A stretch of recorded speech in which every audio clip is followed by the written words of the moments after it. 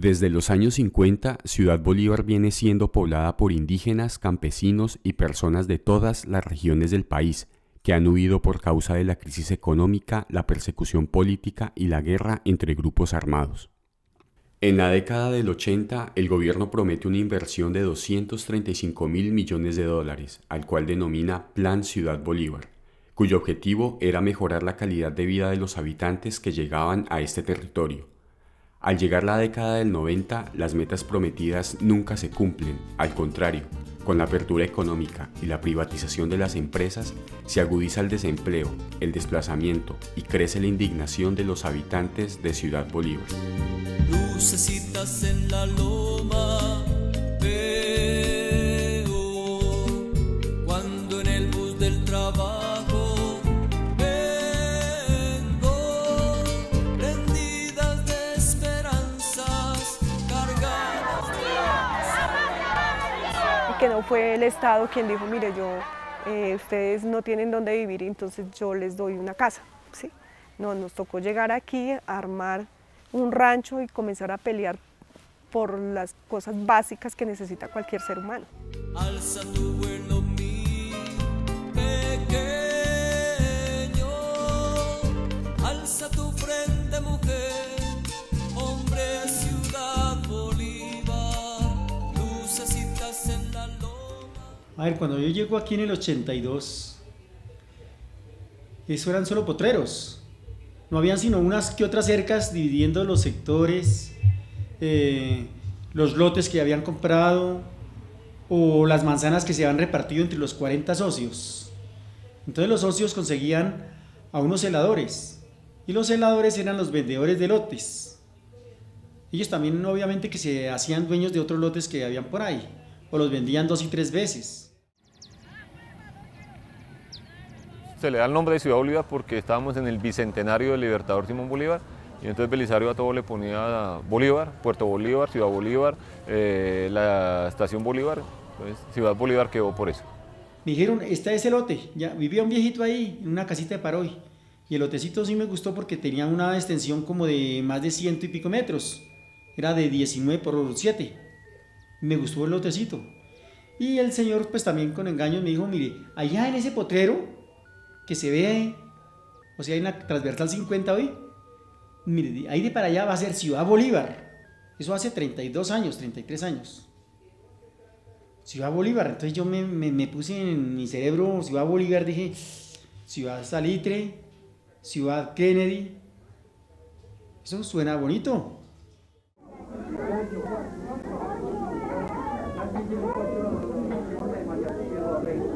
Lo de los ladrillos y eso se dieron mucho tiempo después de que la gente vino a vivir aquí, pero los primeros habitantes que llegamos aquí al sector, la mayoría teníamos ranchos de paro y casas de madera.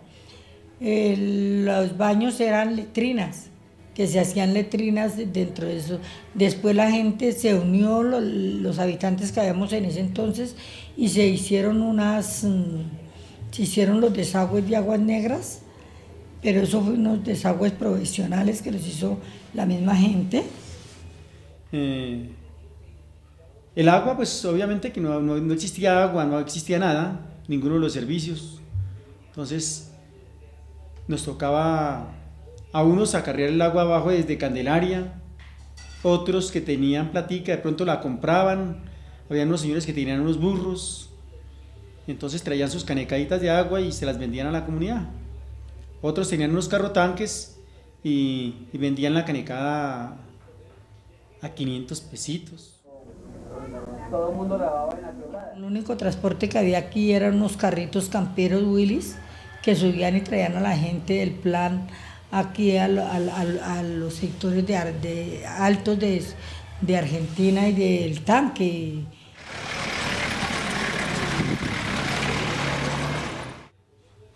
La luz, pues aquí en el sector de Nueva Argentina, que es uno de los 10 sectores de Jerusalén, nos reunimos la comunidad y compramos unos postes de esos de madera y nos bajamos a Candelaria y de allá nos subimos a los postes de allá y nos colgamos en la luz y la trajimos hasta acá, la Nueva Argentina, de ahí repartimos para diferentes casas.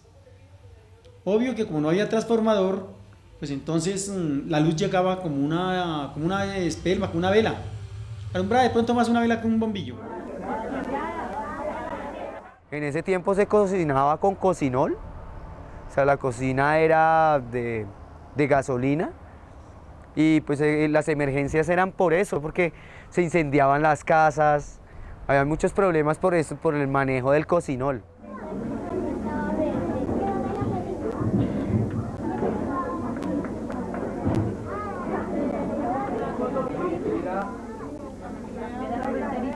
Que la educación era muy restringida, que las escuelas que habían eran muy poquitas. Nosotros, la comunidad, trabajábamos ayudando a hacer la escuela, ayudando a poner materiales para lograr los servicios, lo mínimo que se les podía dar a los hijos, que era una educación, pero había en otros sectores de Ciudad Bolívar que ni siquiera una escuela había. Entre el año 1989 al año 1993 se suscitaron una serie de acciones en contra de los jóvenes de la localidad. Empezó una campaña de lo que se denominó en ese tiempo la limpieza social, lo que suscitó y precipitó que en diferentes puntos de la localidad, especialmente en San Francisco, en Juan Pablo y en Los Luceros, se presentaran masacres contra jóvenes que estaban por allí. Esto hizo que los jóvenes de la localidad nos levantáramos, organizados o no, para protestar por las muertes que se estaban dando en estos procesos de limpieza social.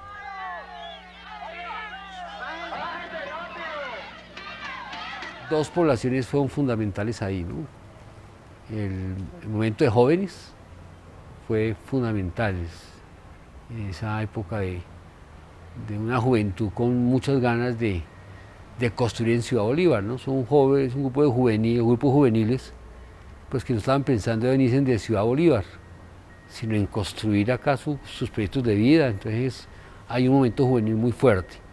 Y el movimiento comunal, el movimiento, digamos, comunal, madres comunitarias, todo el proyecto de los COPACO, los comités de participación en salud comunitaria, en fin, fue un nivel de organización y de conciencia, digámoslo así, de varios líderes que vieron que ya era necesario exigir, ¿no?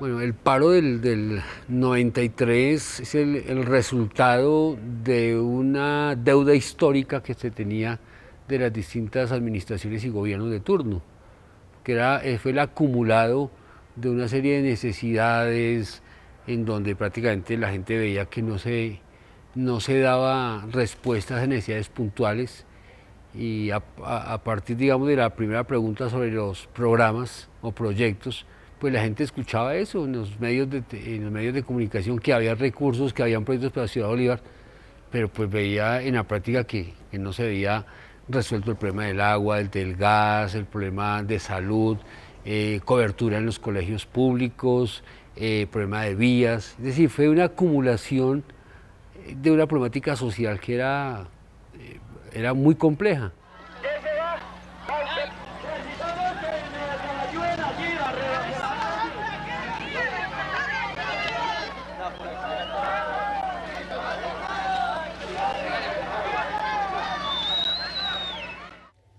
Ciudad Bolívar está dividida en ese entonces en 3 sectores, el A, B y C. Nosotros nos correspondía aquí el C.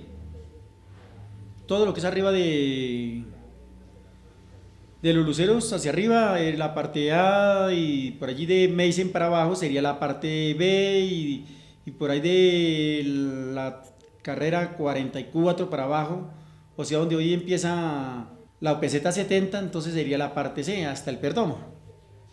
Entonces ya estábamos organizados, habíamos más de como unos 90 o 100 presidentes activos en todo momento, y estamos comunicándonos a la cuestión del paro, a ponernos de acuerdo en todas, y aparte de eso hacíamos reuniones previas en salones comunales. Eso fue largo, eso no resultó de un momento a otro. Esto es para todas y todos.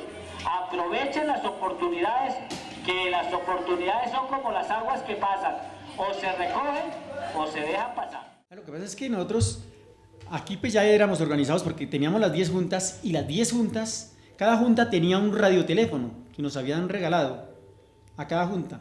Entonces esas juntas, los presidentes se llamaron los chigüiros y todos se ponían de acuerdo y se retransmitían cualquier cosa y se organizaban por medio de esos radioteléfonos. Entonces, imagina tú, 10 presidentes, es una potencia dura. Pero también sucede que hay como otra connotación, es que el gobierno al darse cuenta de que nosotros éramos gente que pedíamos las cosas con berraquera, creo que se sintió como temeroso de cualquier revuelta y nos mandó una organización para que nos aplacara, digámoslo así. Entonces esa organización vino y nos hizo reuniones, y si teníamos 10 comités diferentes, entonces formaba un comité de comités o un colectivo de comités, y entonces nos llevaban a pasear, nos llevaban a piscina, hacíamos talleres. A medida que se trataba de hablar con el gobierno y ver que no se tenía respuesta del gobierno distrital y se hicieran muchas propuestas, se llega finalmente a la propuesta del paro del 93.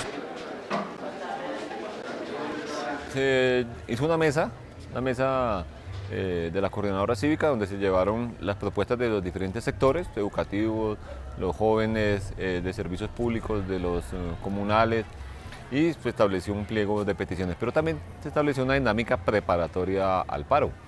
Había que agitar a la población a través de los altoparlantes de los salones comunales, se hizo una jornada de pega de algunos de afiches y repartir unas chapolas, unos volanticos que se han hecho.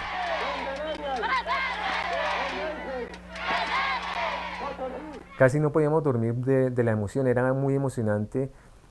No era que sintiéramos miedo, sino teníamos muchas ganas de participar porque parecía, más que un paro, parecía una fiesta. A las 4 de la mañana aproximadamente, la manera en que se decidió iniciar la parte de comunicación fue con voladores. Entonces, en la montaña de al lado ya lanzaban un volador, significaba que ya estaban listos. Nosotros lanzamos un volador y así nos comunicamos a las...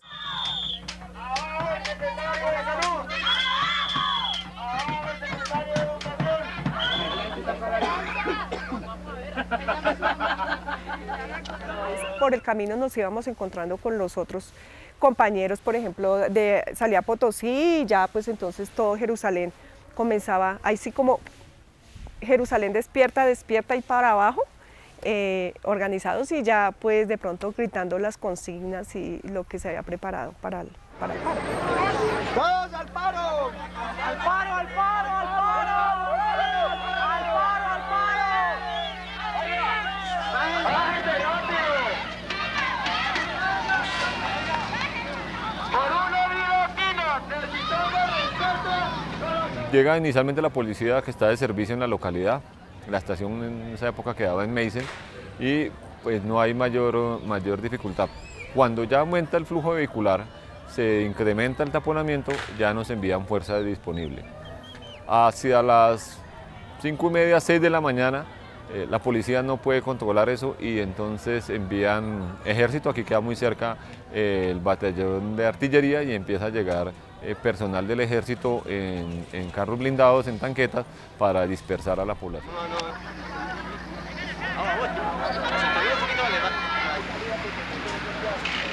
Pues, lamentablemente nuestra clase dirigente a veces es inoperante, se siente incapaz de dar la discusión en términos democráticos, en términos de mirar, y más bien es imponer la fuerza y acallar a aquel que piensa distinto.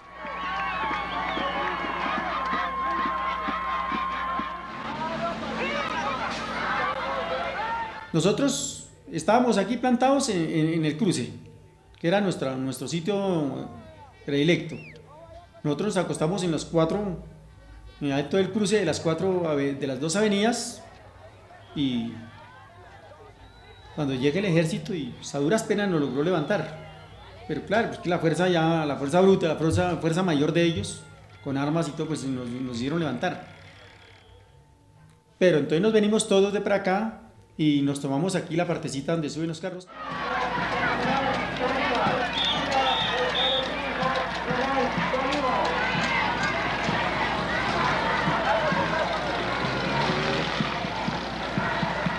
Nosotros salimos a la autopista sur, un punto muy álgido porque, digamos, es un lugar donde si uno para el tránsito, para fácilmente en la ciudad, y fue así. Llegamos a la ciudad a las 5, 5 y media.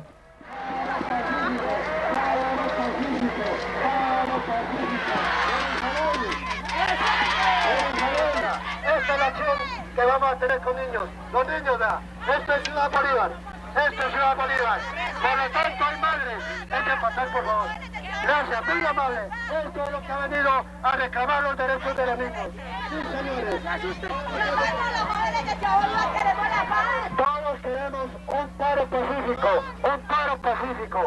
Pues alcancé a ver como cuando llegó el SMAT, cuando llegó la policía, la fuerza disponible. No, en ese tiempo no había SMAT. Era la fuerza disponible, que era la policía normal. Aquí ya viene no sé qué rango tenía este policía, que es el que comienza a dar prácticamente la orden. Las personas que no tienen nada que ver con el paro que se retiren porque vamos a proceder a utilizar las tanquetas y los gases.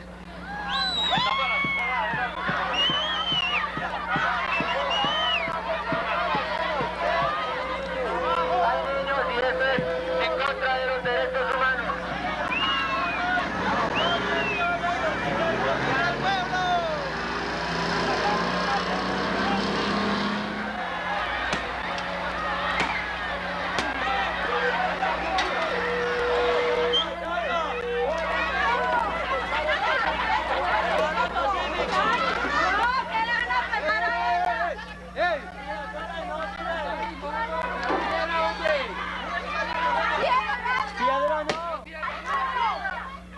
Por favor, mire, con postura, por favor. ¿Dónde están los derechos?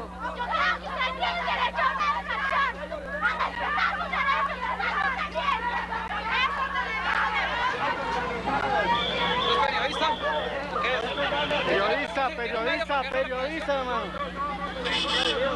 ¿Algún problema con la... Esconda la cámara. Ojo con la cámara. Ese es uno de los paros en el que yo participo y es fuerte, ¿sí? Pues no crea que el miedo siempre pues, como que lo acobarda a uno porque pues de todas maneras ver a la policía armada, ver esas tanquetas, un despliegue de gente armada con muchas defensas, ¿sí? Y nosotros pues ni siquiera un palo. Entonces que eso es como pelea de tigre con burro amarrado, pero que lo importante ahí fue la fuerza de la gente, las personas que participaron en el paro.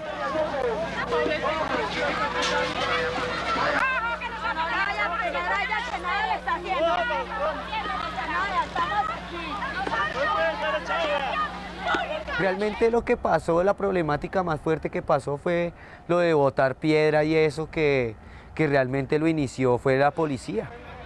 La policía porque la gente lo único que quería hacer era una marcha pacífica, querían hacer un paro pacífico.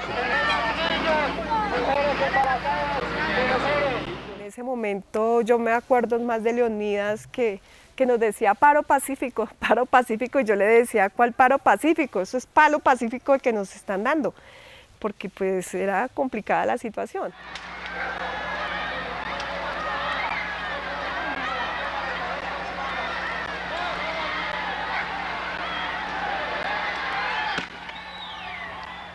Uy, eso fue bastante violento, porque ellos, como siempre, repartían garrote y bombas de humo sin importarles nada, niños, abuelos, ni nada, no, nada que ver.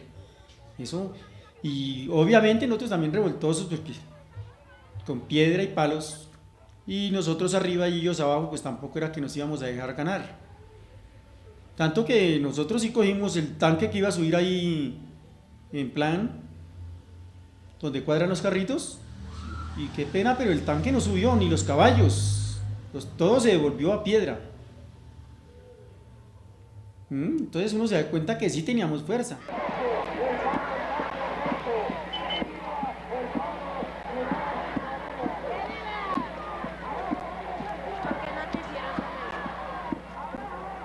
Ahí está el detalle, vea. Al verse que ellos no fueron capaces de subir aquí, ni con tanques ni con caballos, ahí se dieron de cuenta que aquí no éramos unos pendejos. Entonces,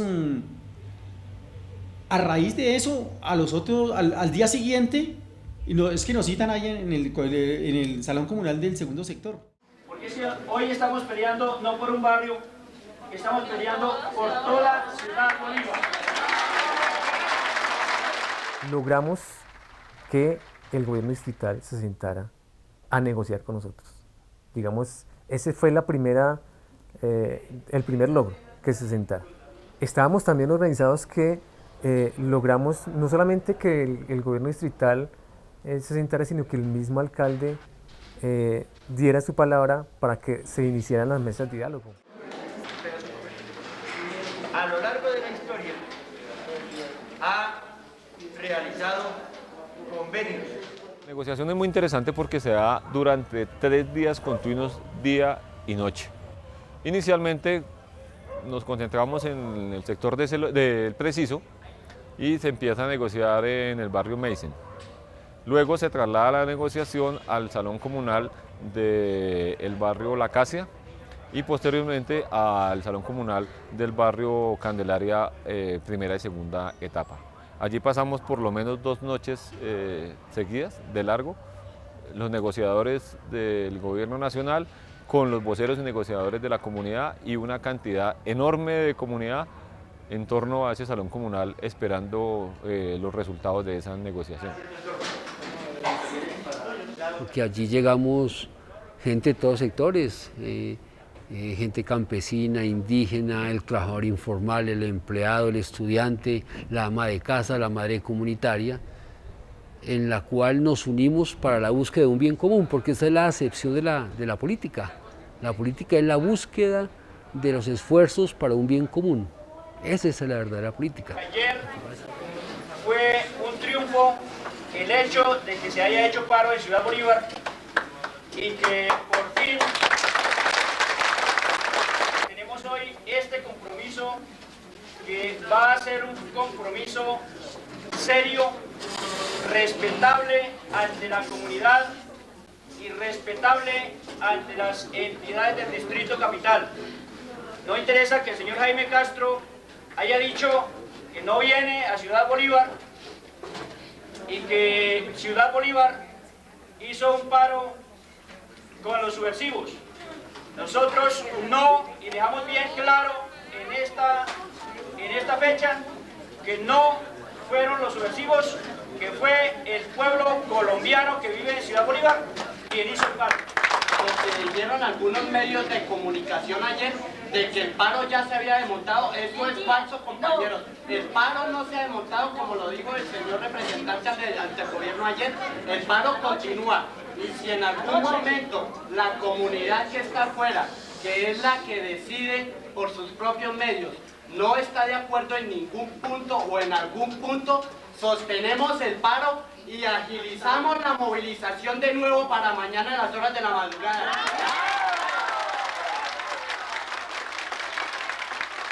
Que por primera vez en un consejo de gobierno de cualquier localidad se hace presente el veedor del Distrito Capital.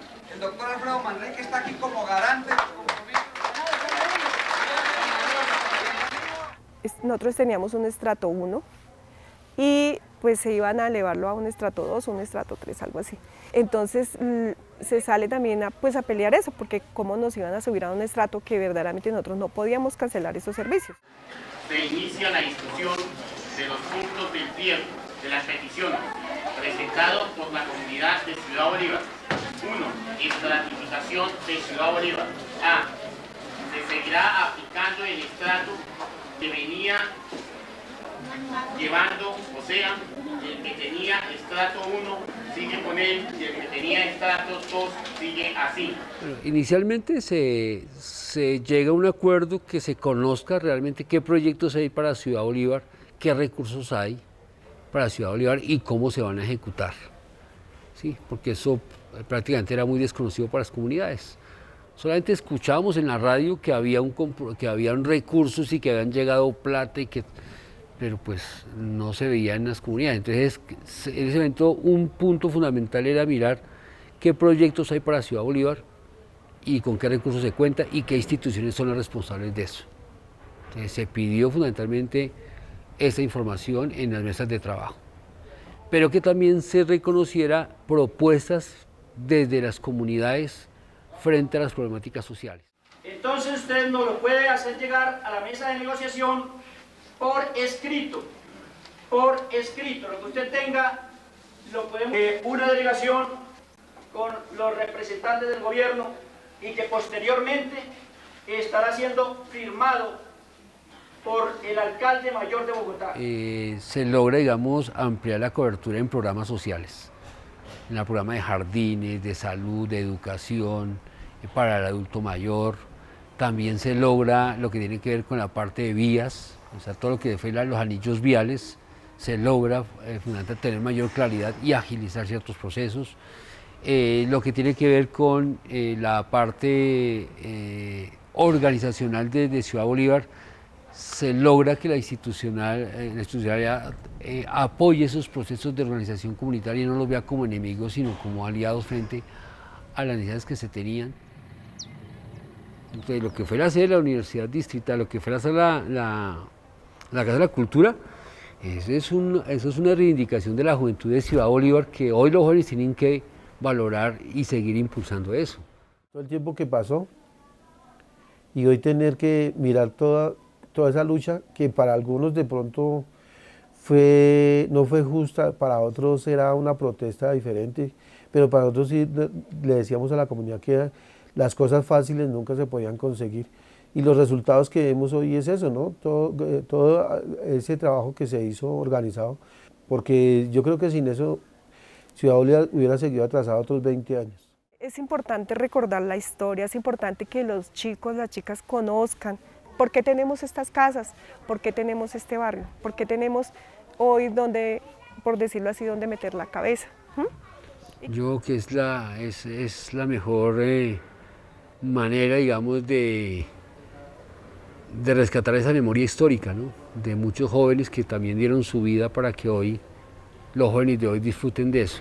El paro 93 es un ejemplo de cómo la comunidad se hace protagonista de su historia. No deja en manos de nadie, sino en manos de ellos mismos su historia. ¡Viva la comunidad de Ciudad Bolívar! ¡Viva las madres comunitarias! Un ejemplo de lucha para que hoy día nuestros jóvenes se organicen y luchen por dignificar sus vidas. Hay muchas cosas que todavía se necesitan en la comunidad. Entonces, si se puede lograr otro paro igual al del 93 o mejor, más organizado, pues bienvenido sea. Lucecitas en la loma.